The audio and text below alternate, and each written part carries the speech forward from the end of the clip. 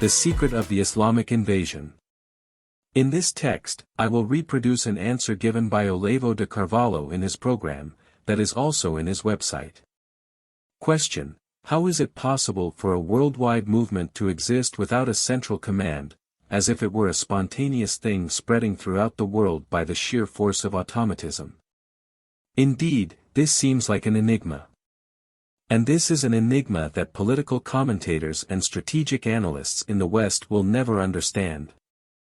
They are in no position to grasp the profound process of the clash of civilizations because, for that, one would need to study Islam down to its deepest spiritual sources, which are far removed from daily politics. So, these people, who have more or less materialistic backgrounds, even the religious ones, lack a view of this depth in the West. They can see that there are mosques, that there is popular worship, that there are some mosque officials who appear to be religious leaders, and there is, on the other hand, the structure of states, but even after looking at all of this, they fail to see the center. To find that center, you need to dig beyond the surface. One must not forget that Islam is populated by tariqas. Tariqas are esoteric organizations structured more or less like religious orders, devoted to spiritual exercises in addition to the obligatory ritual practices of Islam. They are considered supererogatory practices, not obligatory by religious law, but rather a special devotion that individuals undertake if they choose to. The tariqas date back to the time of Muhammad himself. There was a group that gathered to recite the names of God. Someone asked Muhammad what he thought of them, and he said they were excellent people, but they were doing something that was not obligatory, that they themselves had offered to God. From that originated a multitude of esoteric organizations that spread throughout Islam. If you enter a mosque and there are 1,000 people there, you can be sure that at least half of them belong to some tariqa. The tariqas do not engage in political activity, but they are the deep source of spiritual and, consequently, cultural unity in Islam. And evidently, that is where it all begins. In the West, people only perceive the cultural war when it translates into public manifestations, when it becomes a politically visible expression, but in truth, this war starts much earlier, from within the tariqas. The tariqas are led by spiritual masters called sheikhs. Sheikh is an honorific title that merely means an elder person, but in reality, the sheikhs of the tariqas hold a hereditary position passed not necessarily to a son, but through a spiritual inheritance. Each sheikh appoints his successor. The power that these organizations represent in Islam has no comparable counterpart in the West. Even if you were to investigate esoteric and secret societies here, they exist, of course, but they lack this depth. They don't have the tremendous spiritual authority over the entire population that the tariqas have.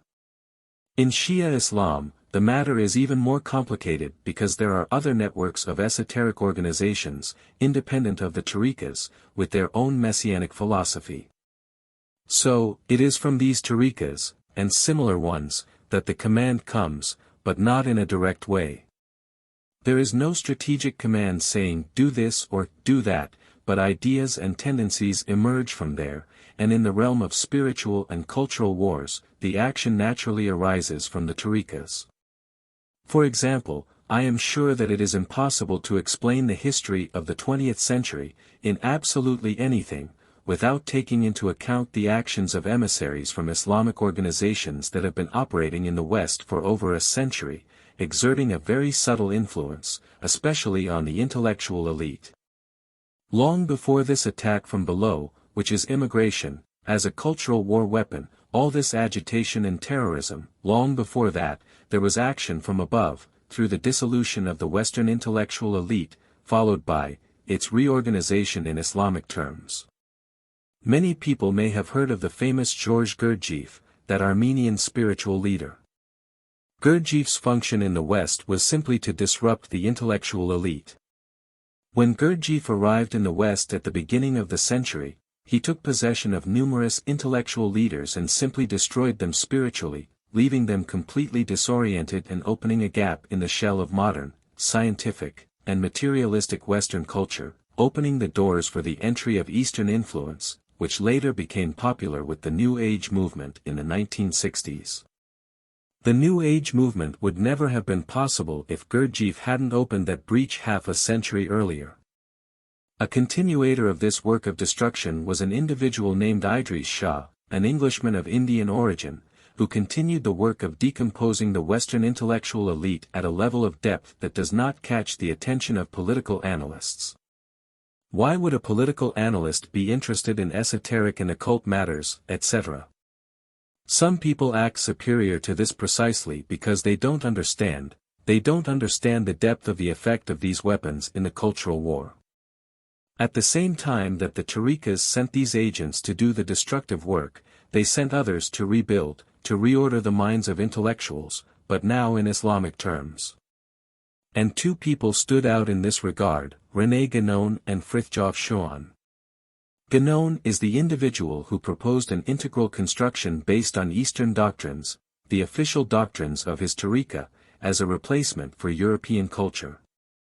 When Guénon started talking about these things around 1920, no one paid the slightest attention.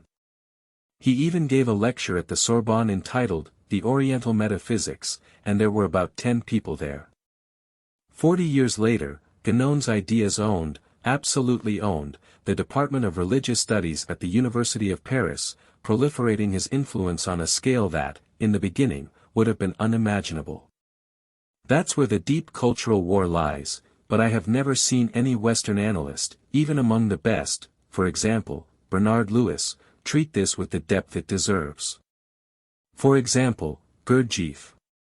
You have various artistic movements in modernism that give the impression of being purely Western creations, but they were not that at all. Gurdjieff's influence was there.